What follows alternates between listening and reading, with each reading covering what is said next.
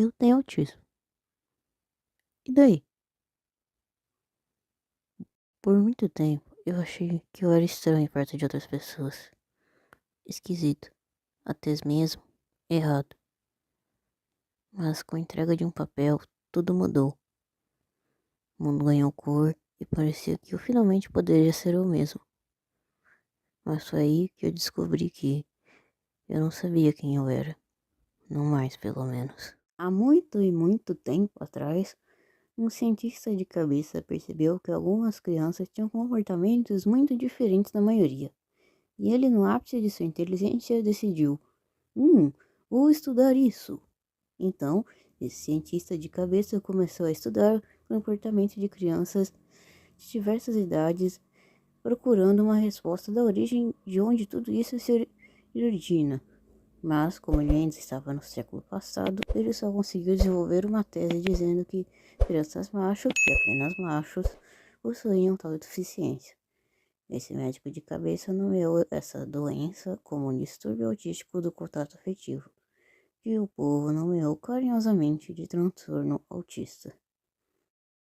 Algumas décadas depois, outro médico de cabeça também começa a estudar o comportamento de crianças e descobre que o distúrbio autístico do contato afetivo não é só causado geneticamente, mas sim pelo ambiente também. Estudos modernos apontam que muitos estresses, infelicidades e amarguras na gravidez podem fazer com que o cérebro de uma criança tenha uma formação diferente. Séculos depois, nasceu Luca, uma criança considerada estranha, esquisita, espalhafatosa e até meio... como é a palavra? Perdi. Acho que é pé no saco. Sei lá. Sempre fui muito excluído, tanto pelos meus colegas, tanto quanto por mim mesmo. Parecia que eu não fazia parte daquele lugar.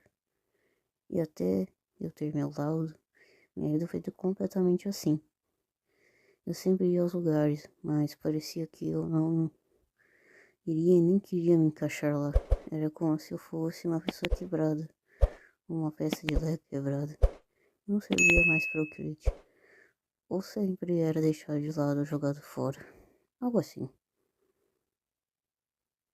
Mas, em 2023, eu descobri uma criadora autista nível 2 de suporte que mostra sua rotina, seus hiperfocos, seus estudos, e isso me deu um estalo na minha mente. Espera, eu me identifico muito com ela. Será que eu sou autista? Então eu comecei a pesquisar sobre o assunto. Fiquei um ano pesquisando e decidi perguntar à minha mãe se poderíamos fazer o teste de autismo. Ela viu que meus questionamentos eram válidos. Então, juntou bastante dinheiro e fazendo esse bastante, pois estou na porcaria da fila do SUS até hoje. Meu Deus do céu, como é caro esses atendimentos médicos particulares do SUS também não ajudam. Meu Deus, gente, me ajuda, eu preciso de dinheiro. Bom, voltando.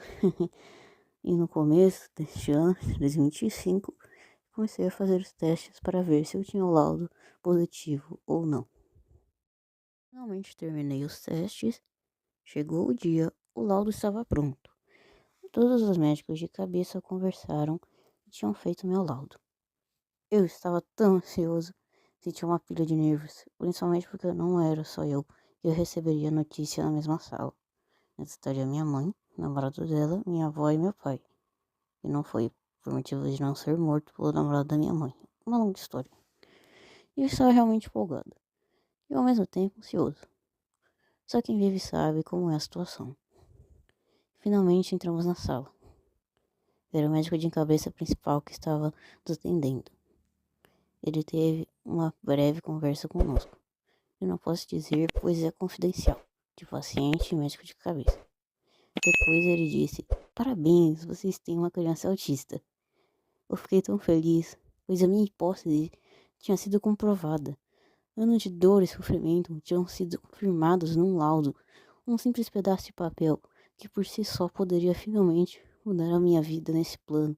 Num ato de alívio e desespero, início de felicidade, eu esboço um sorriso de orelha a orelha, como naquele momento, somente naquele, a vida começasse a fazer um pouco de sentido. Nossa, como isso ficou tão poético de uma hora para outra. Acho que eu tenho que parar de ler livros do século XVI, eu ler mais livros atuais. Vocês sabiam que eu tenho uma coleção de livros? Eu não falo muito disso aqui, mas eu gosto de ler. Tô lendo uns 4. Na verdade, eu só tenho mais 4 pra ler. Eu tô na metade de um agora, que é bem legal.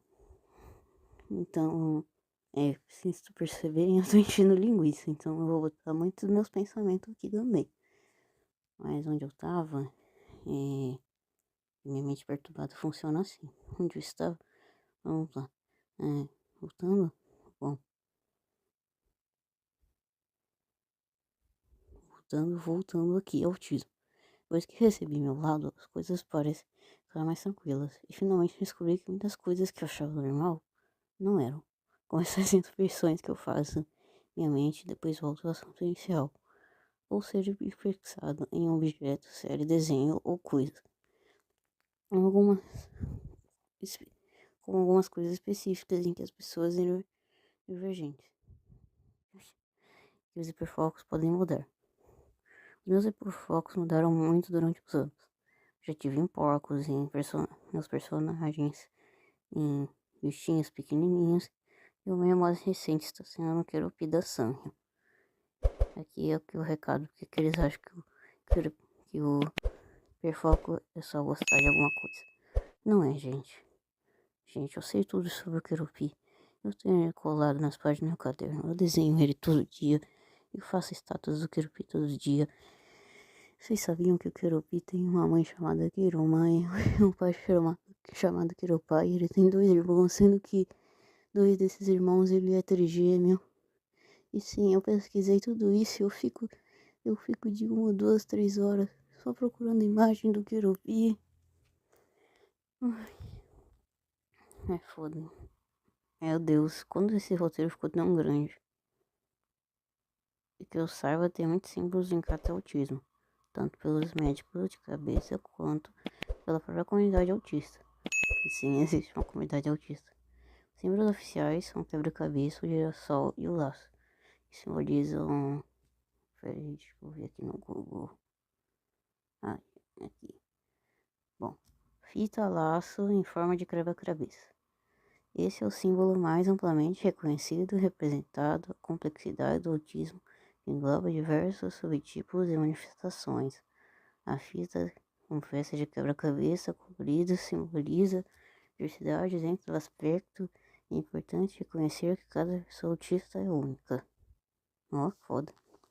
Deixa eu ver. Símbolo do infinito. Arco-íris. Não era one away.